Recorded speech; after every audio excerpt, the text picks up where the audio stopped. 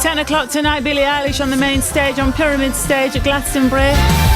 Loads of coverage on BBC Two from 9 tonight. But will Harry be on stage with her, huh? That's what Zoe was saying this morning. I've not got a Scooby-Doo.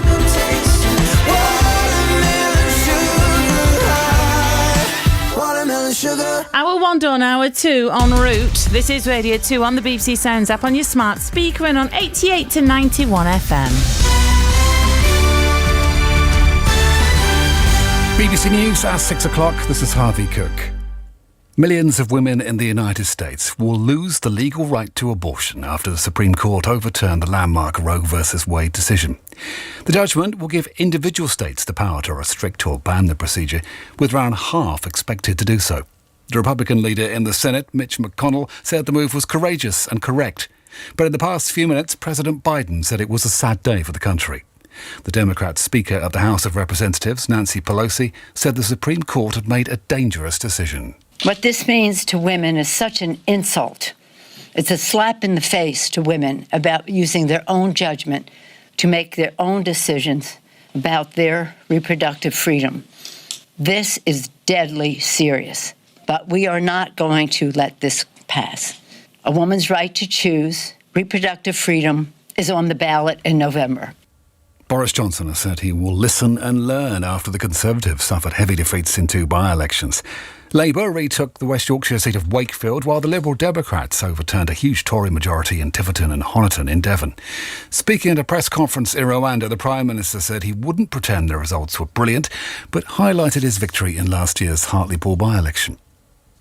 The former Conservative leader Lord Howard has said Boris Johnson should resign over the losses, saying the Tories and the country would be better off under new leadership. But Ben Houchen, the Conservative Mayor of Tees Valley, said it was necessary to spend more time reflecting on the causes of the defeats. Ultimately, the responsibility does lie with the Prime Minister. People will look at the Prime Minister for direction of travel, and that's what he needs to get a grip of, absolutely. But you had an MP that was convicted of sexual assault in Wakefield. You had an MP that was looking at porn in the chamber. You know, that is going to have an impact. And when you look at the turnout, you look at the polling, you look at what happened last night, lots of Conservatives stayed at home. Now, that is a signal that they want the Conservative Party to do better, and hopefully the Prime Minister will listen to that.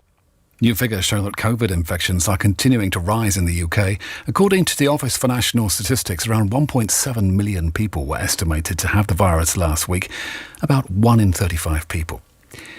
The Prince of Wales has spoken of his sorrow over the issue of slavery. Addressing Commonwealth leaders in Rwanda, he said the potential of the family of nations could only be realised by acknowledging the wrongs that had shaped our past. I cannot describe the depths of my personal sorrow at the suffering of so many, as I continue to deepen my own understanding of slavery's enduring impact. Explorers have found the deepest shipwreck ever identified. The USS Samuel B. Roberts, an American Navy destroyer escort, went down during the Battle of Samar in the Philippines in October 1944. It lies 6,895 metres underwater. And the weather: rain will reach northern England and Scotland tonight before clearing, but leaving a few lingering showers in places. And that's the BBC News at 3 minutes past 6. Harvey, thank you very much. Sarah Cox. BBC Radio 2. So here we go then with hour 2 of your All Request Friday. Text 88291. Do what the lady says. Sorry, hour 2. We've got some great callers, got some lovely tunes, all chosen by you, like you clever bunch. Andy and Julie have been on. They've got the fur babies, Izzy, Millie, Poppy and Pip, and they're all sitting outside their caravan in Southport, shade bathing from the heat, loving life, loving the show. The music is fab on a day like this.